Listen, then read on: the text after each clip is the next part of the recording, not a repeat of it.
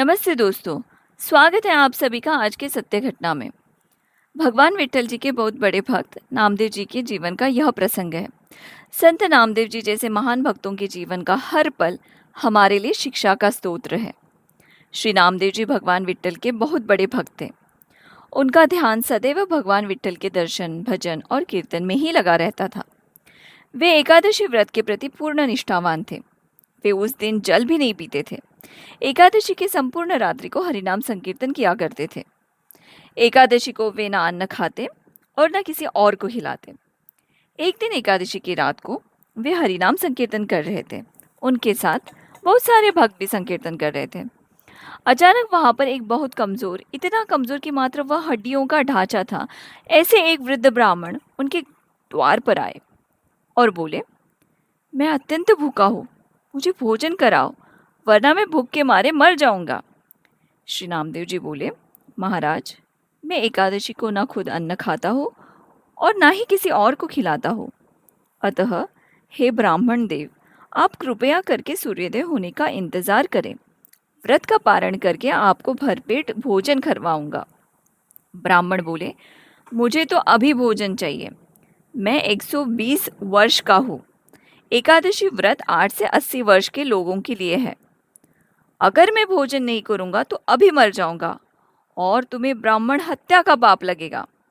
श्री नामदेव जी ने कहा, ब्राह्मण देव, चाहे कुछ भी हो जाए, मैं आपको इस समय भोजन नहीं करा सकता।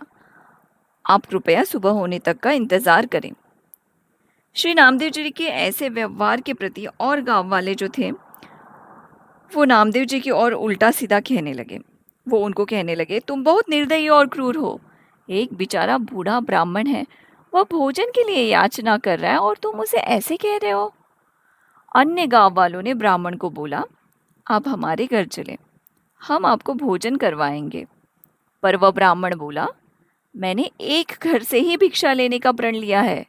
मेरा ये व्रत है, मैं किसी भी एक घर से ही भिक्षा की याचना करता हूँ और जो भी मुझे भिक्षा मिलती है मैं वही सिर्फ ग्रहण करता हूँ। अगर मुझे भोजन मिलेगा तो सिर्फ नामदेव जी के घर से ही, वरना मैं इन्हीं के द्वार पर प्राण त्याग कर दूंगा। सब गांव वालों ने नामदेव जी को बहुत समझाया, पर वो नहीं माने और ना ही वो ब्राह्मण माना।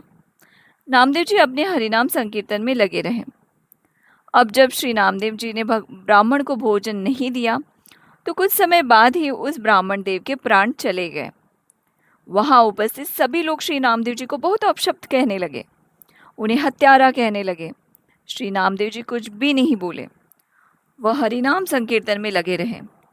वो बीच में एक पल के लिए उठे और मृतक शरीर को कपड़े से ढक दिया। फिर वो वही मृतक शरीर के पास बैठकर संकीर्तन करने लगे।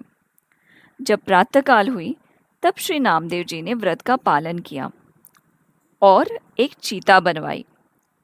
स्वयं उस ब्राह्मण के पार्थिव शरीर को अपनी गोद में लेकर वह उस चिता में बैठ गए।